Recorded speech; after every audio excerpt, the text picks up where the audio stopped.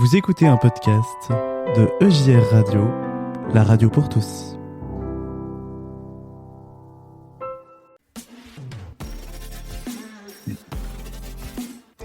After Work,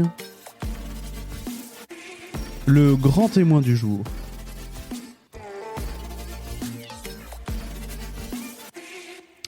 Et oui, nous sommes sur EJR Radio, merci d'être avec nous pour notre grand témoin du jour. Et aujourd'hui, notre grand témoin du jour, j'ai envie de dire, il est comme à la maison, il est chez lui et on est ravis de l'avoir avec nous. C'est le pasteur Jean-Luc Crémer. Jean-Luc, bonjour et bienvenue sur EJR Radio. Bonjour à tous. Alors, est-ce que tu peux déjà peut-être te présenter pour ceux qui oseraient ne pas te connaître ? Bon, alors voilà, je m'appelle Jean-Luc Crémer, je suis pasteur depuis 21 ans. J'étais pasteur dans la Drôme, à Die. Ensuite, j'ai eu un poste régional pour la jeunesse dans l'église, dans la région Centrale-Rhône. Puis ensuite, j'ai eu le désir de quitter un peu cette région Centrale-Rhône qui m'avait vu grandir. Et il y avait un poste disponible à Rochefort-sur-Mer, à côté de La Rochelle. Et donc, je suis parti à Rochefort, où j'étais pasteur pendant 4 ans. Et c'est là que j'ai été appelé par le conseil régional de la région Ouest, de l'Église protestante unie de France, pour prendre le poste de président de région. Et donc, depuis 3 ans, j'ai ce poste de président de région ici. Et donc, nous avons déménagé à Tours, parce que c'est là que se trouve le secrétariat régional. Et on va pouvoir en discuter, tu vas pouvoir nous parler de ta belle région, mais avant cela, j'aimerais qu'on revienne un petit peu du coup sur ton parcours. Tu nous l'as dit, ça fait 21 ans que tu es pasteur. Est-ce que tu as vu une évolution en 21 ans de notre église, des églises locales ? Comment tu analyserais ces 21 ans de pastorat ? Alors bon, ça c'est une grande question. En 21 ans, les choses ont beaucoup changé parce que les gens ont changé. Aujourd'hui, dans les églises locales, on va dire des couples ou des familles qui sont traditionnellement protestants et qui vont à l'église le dimanche, eh bien, il y en a de moins en moins. Les enfants de ceux qui allaient à l'église il y a 20 ans ne vont pas, eux, forcément à l'église. Est-ce qu'il y a eu un trop-plein ? Est-ce qu'il y a eu... Je ne sais pas. Aujourd'hui, on n'est pas du tout obligé d'aller à l'église pour exister. Il y a plein d'autres lieux où on peut trouver de la joie et le plaisir de vivre et d'exister.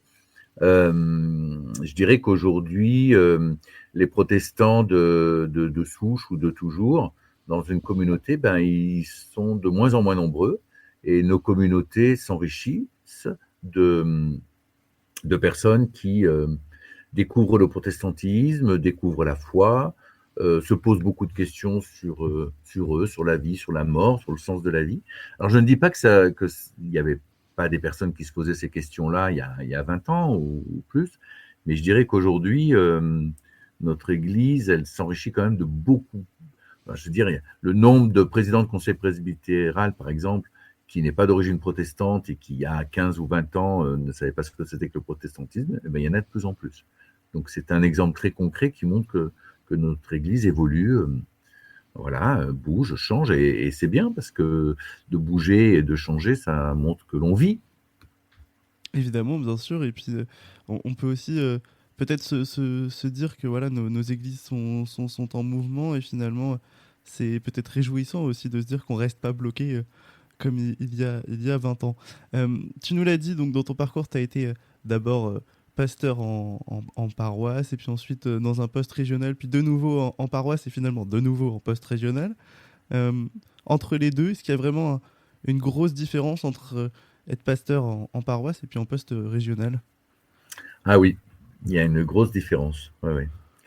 Quand on est pasteur de paroisse, on connaît ses paroissiens. D'abord, j'ai dit ses paroissiens, comme si les paroissiens nous appartenaient. Mais n'empêche que on utilise ce mot-là, ce possessif. On connaît les gens qui sont là, on prêche pour eux, on peut faire une prédication à rebond, une série, On va les visiter, on prie avec eux, on les forme, on grandit spirituellement avec eux. Enfin, il y a tout un accompagnement pastoral, une confiance qui s'établit. Quand on a un poste régional, en fait, on est le pasteur à disposition de plein de paroisses, mais pas de sa paroisse. Et quand on prêche, par exemple, ben, c'est soit sur un sujet, soit pour la jeunesse, moi je prêchais toujours en lien avec la question de la jeunesse, des âges dans la vie, la place des uns et des autres dans l'Église, voilà. Là, en tant que président de région, on demande autre chose. C'est vrai que quand je vais faire un culte, c'est aussi pour une reconnaissance de ministère, c'est pour un accueil de pasteur. Et en fait, les gens me connaissent, mais moi, je les connais pas. Et bon, alors, j'ai pas trop de scrupules à oser redemander le nom des gens quand ils viennent me saluer. Mais quelquefois, il y en a qui disent: ah bon, mais tu me reconnais pas? Je dis: ah oui, si, ton visage me dit quelque chose, mais ton nom, ton prénom, je sais plus. Enfin voilà. Donc il y a quand même une différence. Et puis, je dirais qu'il y a une autre différence, c'est qu'on a justement, on a peut-être moins le nez dans le guidon sur un lieu précis. On a plus un regard global sur toute une région. Et du coup, on peut peut-être donner notre avis ou donner des orientations ou faire des bilans, poser un regard, un instant T sur la vie de l'Église quelque part. Bon, voilà, je pense que ça nous aide particulièrement. Et Bon, et encore président de région, c'est encore autre chose. oui, on va y venir justement. De quel regard tu aurais justement sur ta grande région? Parce que la région ouest, elle est quand même très très grande. Est-ce que tu peux un petit peu déjà nous présenter peut-être cette région pour nos amis auditeurs qui ne la connaisseraient pas? Et puis quel regard du coup tu as sur la région que tu présides? Alors, la région ouest, déjà, c'est un territoire immense qui va de toute la Bretagne, euh, tout le Val-de-Loire, en ajoutant Angers et Le Mans. Donc, Val-de-Loire, hein, ça va de Saint-Nazaire à Orléans. Et puis ensuite, quand je descends vers le sud, il y a donc la Vendée, et puis l'Indre, la Creuse, et je descends dans le département des Charentes, donc Charente et Charente-Maritime. Donc c'est un immense territoire. Déjà de Tours, quand je dois aller à Brest, c'est 6 heures de route. Voilà, donc c'est vrai que le président de région se déplace beaucoup et voilà, il fait beaucoup de voitures. Alors, en disant ça, on comprend aisément aussi que quand on est breton, on n'est pas charentais. Mhm. Et quand on est du Limousin, ben, on n'est pas d'une grande ville comme Nantes, par exemple. Euh, donc c'est un petit peu la particularité de notre région, c'est qu'on a la Bretagne qui n'est pas du tout historiquement un territoire protestant.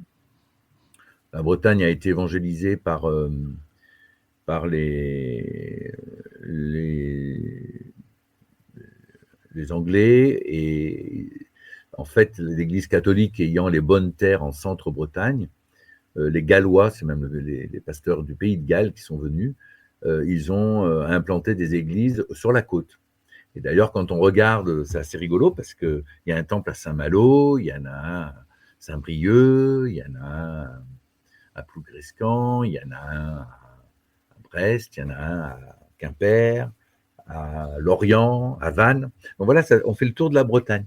Mhm. Euh, Après, donc il n'y a pas du tout de territoire protestant là.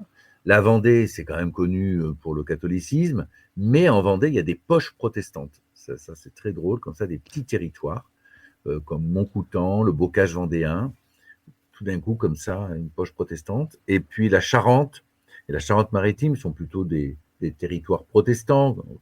Le grand public connaît La Rochelle, le siège de La Rochelle. Voilà, les protestants, avec l'aide des Anglais, qui ont résisté au roi de France, voilà, le siège de La Rochelle. Et puis, ces protestants, lors des persécutions, qui se sont réfugiés dans les marécages. Et les marécages, ils étaient où? Eh ben, ils étaient entre La Rochelle et Royan, là, de l'autre côté de la Charente, où il y a plein de marécages. Et là, les soldats du roi, ils n'allaient pas trop parce qu'ils sont embourbés avec leurs chevaux. Mais n'empêche que dans ces villages de la Tremblade, de Marennes d'Oléron, il y a des temples partout, partout, dans tous les petits villages. Et puis, on a l'Indre et la Creuse, avec la Creuse qui n'a pas un seul temple. L'Indre, c'est Châteauroux, voilà, il y a un temple à Châteauroux, un autre au Blanc. Voilà, donc c'est une région assez particulière pour ça. Mais du coup, un peu comme dans toute la France où on voit les territoires traditionnels protestants qui ont beaucoup plus de difficultés à rebondir pour être une église vivante aujourd'hui, on voit plutôt ils perdent des personnes, enfin c'est plus difficile. Eh bien, en région ouest, on a des lieux comme ça, mais on en a peu. Et par exemple, en Bretagne, les paroisses grandissent en Bretagne. Beaucoup de paroisses étaient avec des postes à mi-temps aujourd'hui, à part Saint-Malo, mais elles sont toutes à plein temps. Il y a des paroisses comme Vannes où on a inauguré un temple l'année dernière de 100 places et il est déjà trop petit. Donc, alors il y a différentes explications. D'abord, beaucoup de retraités viennent en Bretagne. Après la pandémie, beaucoup de gens sont venus s'installer en Bretagne dans leur maison de vacances ou ont acheté des maisons en Bretagne. Et parmi toutes ces personnes, il y a des protestants ou des gens intéressés. Et voilà pourquoi ces paroisses grandissent. Et est-ce qu'un conseil régional, au sens large, aide aussi à ce dynamisme-là, impulse des choses comment est-ce que vous pouvez agir en tant que conseil régional pour aider ces paroisses-là à se développer, à éviter qu'elles périclitent? Alors, en fait, l'évangélisation a quand même une assez longue histoire dans la région ouest, parce que mes prédécesseurs ont déjà beaucoup travaillé dans ce sens-là pour ouvrir les paroisses à ces questions d'évangélisation, d'ouverture des communautés, s'ouvrir sur les autres, et d'orienter le projet de vie des paroisses sur dire l'évangile à ceux qui ne le connaissent pas. Je dirais ça comme ça. Donc moi, je suis entré dans la suite de mes prédécesseurs et le conseil régional aussi, mais dans le conseil régional actuel, il y a des personnes qui sont là depuis plusieurs années et qui sont donc à l'initiative de cette dynamique. Alors nous, dans la région ouest, d'abord on accompagne les paroisses quand elles réfléchissent à leur projet de vie. Vraiment, on les incite à réfléchir qu'est-ce qu'elles font pour les autres, comment elles s'ouvrent aux autres. Quand il y a des questions de bâtiment, on les invite aussi à réfléchir qu'est-ce qu'ils vont faire de leur bâtiment, comment on peut transformer un bâtiment pour qu'il soit opérationnel aujourd'hui. Est-ce qu'un bâtiment qui sert que le dimanche ne pourrait pas servir la semaine à d'autres associations, à d'autres personnes? Voilà, c'est toutes les questions qu'on se pose. Et puis, on a dans notre région ouest, depuis 4 ans maintenant, une dynamique qui s'appelle le projet Zacharie.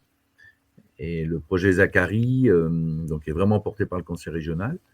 En fait, c'est un échange avec une église, une paroisse de Londres, anglicane de Londres, qui a vécu vraiment un renouveau il y a quelques années.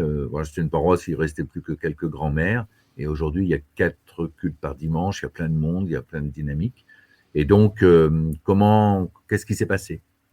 Et donc, le projet Zacharie, on accompagne, avec l'aide financière de l'Union nationale aussi, de notre Église, on accompagne des délégations de paroisses à se rendre à Londres et de vivre 3-4 jours, 5 jours avec les Londoniens, de prier avec eux, de partager avec eux, de leur poser des questions, de voir comment les choses se vivent à Londres. Alors, il ne s'agit absolument pas de faire un copier-coller, parce que ce qui est anglo-saxon, c'est pas franco-français, quoi. Parce que eux, ils boivent du thé à la fin de chaque culte. Bon, nous, je sais pas si on aimerait boire du thé après chaque culte. Bon, voilà, c'est un exemple plutôt que je donne café, comme je ça. pense. Plutôt du café, ouais. Mais bon, c'est plutôt voir comment, dans le fond, les choses se sont mises en place. Parce qu'en France, il y a plein d'idées, les paroisses ont plein d'idées, mais moi, je dirais que c'est comment la prière a à nouveau pris une première place dans un conseil presbytéral, dans les responsables d'église et entre les pasteurs. Et je vois que nous avons déjà 7 paroisses qui sont allées à Londres depuis 3 ans, là, Ça a mis un peu de temps à démarrer parce qu'il y avait la pandémie, on ne pouvait pas voyager, donc voilà, ça a été en stand-by pendant quelques temps. Et donc les 7 paroisses qui y sont allées, je vois, c'est ça qui les interpelle, qui les surprennent. Et, et du coup, quand ils reviennent en France, c'est pour ça aussi qu'on veut qu'ils soient au moins 7, parce que quand ils reviennent en France dans leur paroisse, qu'ils puissent ensemble porter, partager, et puis continuer à se réunir et prier ensemble pour qu'il y ait une dynamique et une ouverture de leur communauté. Ça veut dire que dans les expériences, peut-être toi que tu as pu avoir aussi en tant que pasteur de paroisse, nos paroisses sont peut-être des fois trop dans le trop pris dans ce qu'il faut faire, gérer les bâtiments, gérer les choses et mettre plus vraiment la prière ou les temps comme ça au centre dans les conseils presbytéraux. C'est pour ça qu'on met des choses en place comme ça aussi. Alors, il ne faut pas me faire dire ce que je n'ai pas dit, hein, parce qu'on pourrait croire que les conseils presbytéraux ne prient pas, ne lisent pas la Bible ensemble, etc. Mais en tous les cas, je pense que c'est pour donner une dimension première à la prière, à la lecture de la Bible ensemble. Et je le vois, moi, je vois les collègues qui arrivent dans une paroisse et qui arrivent à vraiment être en premier le pasteur de leurs conseils presbytéraux, leurs conseillers presbytéraux, qui les fait grandir spirituellement, qui prie avec eux, je vois, je vois que ces paroisses, elles grandissent et qu'il se passe de belles choses. Je dis pas que ça se passe pas ailleurs, mais particulièrement, je peux dire que là, il se passe des choses. Ouais. Et du coup, il y a, j'imagine, une dimension aussi comme ça d'accompagnement des paroisses dans le rôle du conseil du conseil régional, pardon. C'est un rôle que tu as toi aussi en tant que président de région, d'accompagnement des pasteurs et des conseils presbytéraux. Alors oui, alors le conseil régional accompagne ce projet Zacharie. Il y a une membre du conseil régional qui est responsable du projet Zacharie. Voilà. Et puis, donc moi, j'ai accompagné un voyage, je vais en accompagner un autre à l'automne, là. Je ne suis pas à tous les voyages, hein, j'ai pas le temps. Mais, oui, quand je me déplace, ben, j'incite, je peux proposer de participer à cet échange aux paroisses que je rencontre. De toute façon, dans la région, au synode, on en parle chaque année, donc les gens savent très bien ce que c'est que ce projet Zacharie, à quoi il consiste. Alors, il y en a pour qui ça fait peur, hein, il y en a qui ne sont pas prêts à y aller encore. Voilà, après, il est arrivé aussi qu'il y ait des paroisses qui soient allées, puis que c'était trop tôt pour elles d'y être allées. Donc c'est délicat, mais voilà, on accompagne quand même cette dynamique. Et puis le rôle d'un président de région, oui, c'est aussi d'être le pasteur des pasteurs. Donc c'est d'accompagner au mieux que l'on peut les collègues dans leur vocation, dans leur ministère, dans leur vie privée, dans ce qu'ils veulent bien aussi nous partager, quoi. Donc quelquefois, ben oui, quelquefois il y a des accompagnements qui sont difficiles, il faut aussi être disponible, voilà, c'est ce que j'essaie de faire. Bon, quelquefois on se plante, on n'y arrive pas, hein, mais on est des humains, mais en tous les Bien sûr. cas, voilà, l'idée c'est d'être l'accompagnateur des pasteurs. Alors chaque année, on a, comme dans toutes les régions, hein, on a une pastorale régionale qui me permet, moi, de rencontrer tous mes collègues à la fois, puis ceux qui veulent échanger avec moi, ben, je suis là. J'aimerais qu'on revienne un peu sur le fonctionnement d'une région et d'un conseil régional, parce que peut-être que certains de nos amis éditeurs, tu le disais, découvrent peut-être le protestantisme, ou même peut-être pour des protestants depuis des années, ne comprennent peut-être pas encore le fonctionnement de notre Église. On entend souvent parler que notre Église est assez démocratique. Est-ce que c'est quelque chose que l'on ressent et que tu vis au conseil régional et dans les paroisses que tu as pu fréquenter? Comment t'expliquerais un peu ce fonctionnement-là? Ouais. Bon, alors déjà, on peut dire qu'une paroisse, c'est une association cultuelle. Euh, elle élit pour 4 ans un conseil presbytéral. Un presbytéros, ça veut dire ancien en grec. Autrefois, c'était le conseil des anciens, des sages. Bon, aujourd'hui, il peut y avoir des jeunes hein, dans un conseil presbytéral. Et donc, ces personnes sont élues pour 4 ans lors d'une assemblée générale. On a le droit de renouveler 2 fois un mandat complet. Donc, on peut être élu pour un maximum de 12 ans avec un mandat complet. Parmi les personnes qui ont des responsabilités dans l'Église, par des associations sœurs, je pense à la Fédération de l'entraide protestante, par exemple, voilà, ou des conseillers presbytéraux, on appelle certaines personnes à être membres du conseil régional. Donc ces personnes sont élues, elles, au synode régional, et elles sont aussi élues pour 4 ans.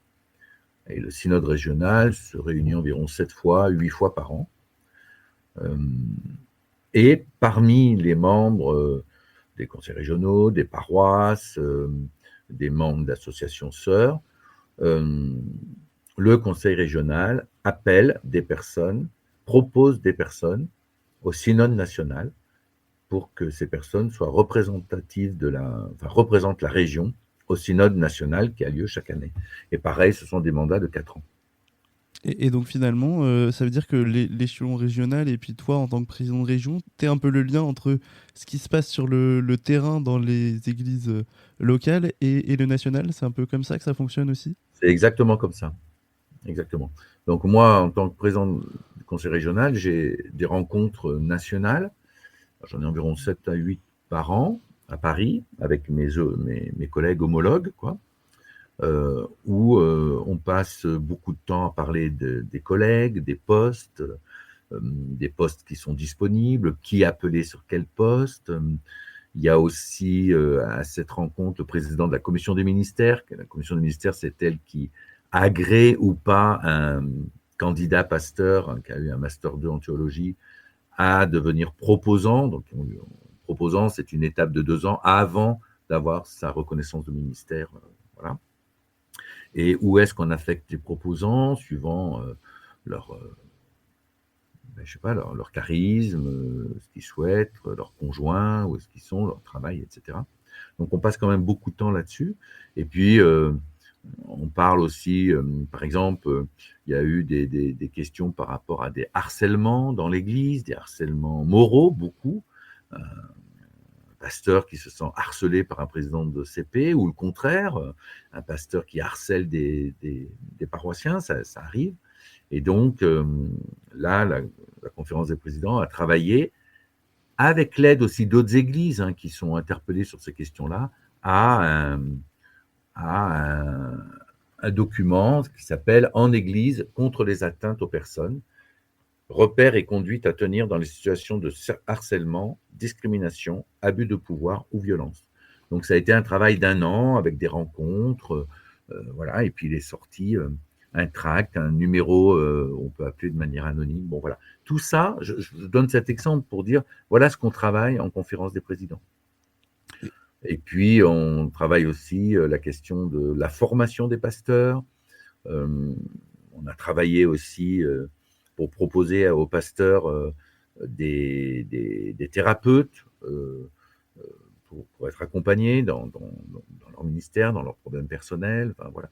Donc il y a tout un travail. Et donc, ce travail que nous faisons en conférence de présidents, ben, évidemment, moi, je le partage en région euh, avec mes collègues. Et puis, nous faisons le lien aussi avec les équipes nationales, que ce soit l'équipe catéchèse, l'équipe jeunesse, l'équipe de la coordination nationale, formation, évangélisation. Voilà. Donc on fait nous on travaille avec ces ministres voilà, qui ont un ministère national, et puis on partage ensuite en région. Effectivement, et ça semble être un travail assez compliqué quand on entend tout ça, parce qu'il faut vraiment avoir un pied sur le terrain, mais comme tu nous le disais tout à l'heure, tu connais pas forcément tout le monde et tu connais les spécificités du terrain, bien sûr, mais faut être un peu étirable, un peu de partout, quoi. C'est un peu ça. Faut être. Oui, ben voilà, après, bon, les choses se font petit à petit. Après, bon, c'est vrai qu'il y a aussi des paroisses où il peut arriver qu'il y ait un problème. Moi, je sais pas, une dispute entre les conseillers presbytéraux, ou un drame, je sais pas, moi, il y a une région, il y a quelques années, il y a un presbytère qui a brûlé, il y a eu des morts. Enfin, voilà, bon, ben là, le président de région, bien sûr, il doit être présent, on doit accompagner les personnes, on doit, voilà, enfin, le mieux qu'on peut.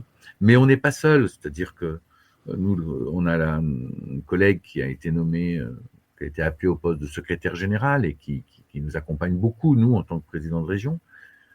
Puis il y a aussi la présidente nationale. Bon, il y a une autre envergure, elle a un autre ministère par rapport aux autres églises et l'international, etc. Mais quand même, on n'est pas tout seul.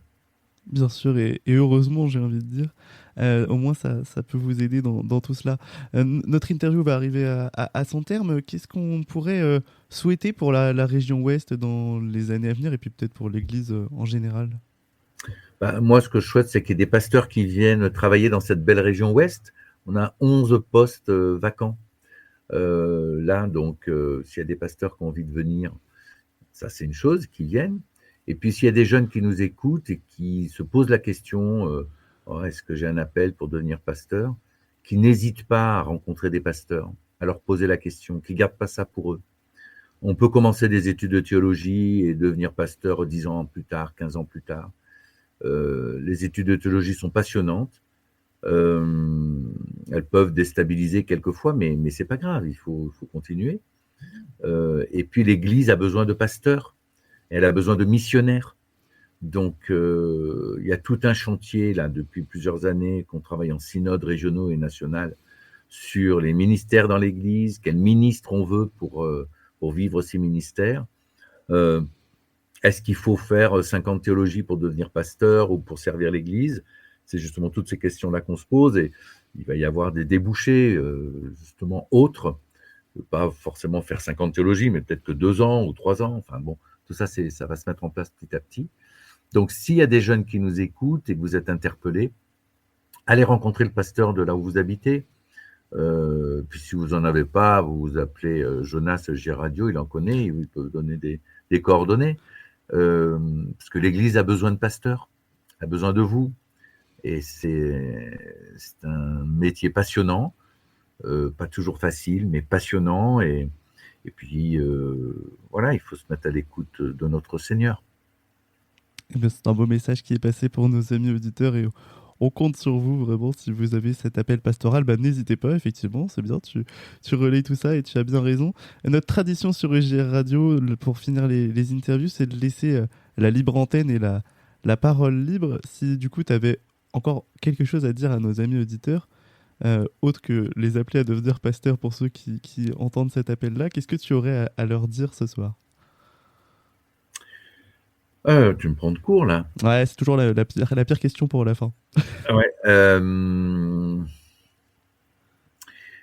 J'aime beaucoup cette émission que des collègues ont fait, là, qui paraît le dimanche soir, là, 3 minutes, là, comment ça s'appelle, Jonas, déjà Euh, c'est toi qui me prends de court là. Enfin bon, un petit message de 3 minutes, voilà, et qui se termine toujours par choisis la vie. Mhm. Et moi, j'aime beaucoup ce message, je crois que dans le Deutéronome, j'ai mis devant toi la vie et la mort. Choisis la vie afin que tu vives, toi et ta descendance. Et donc, le message que j'ai envie de dire à nos amis auditeurs, c'est choisissez la vie. Et si vous voyez que vous êtes engagé sur un chemin, voilà, qui mène à pas grand-chose, un chemin de mort, infertile, vous pouvez vous arrêter, vous pouvez faire demi-tour et on peut choisir la vie. Donc vraiment, choisissez la vie parce que ça vaut vraiment le coup. Eh bien, le message est passé. Merci à toi, Jean-Luc, de t'être arrêté à nos micros. Tu es toujours le bienvenu sur UJR Radio quand tu le souhaites. Et on aura le plaisir, j'en suis sûr, de se retrouver pour de prochaines interviews ou de prochains moments. Merci à toi, vraiment. Merci Jonas, à bientôt.